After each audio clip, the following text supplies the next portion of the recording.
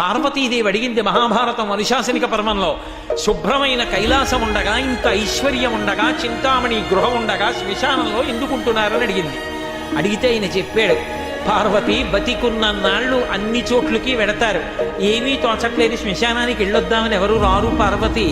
నేనంతవాణ్ణంటాడు, పొడుగ్గా ఉన్నానంటాడు, తెల్లగా ఉన్నానంటాడు, పండితుండంటాడు, పద్యాలు నాకు నోటికొచ్చంటాడు, ఉపన్యాసం చెప్పగలనంటాడు, నాకు పాటలొచ్చంటాడు, నేను నాట్యం చేస్తానంటాడు, నేను అధికారినంటాడు, నా దగ్గర డబ్బు ఉందంటాడు.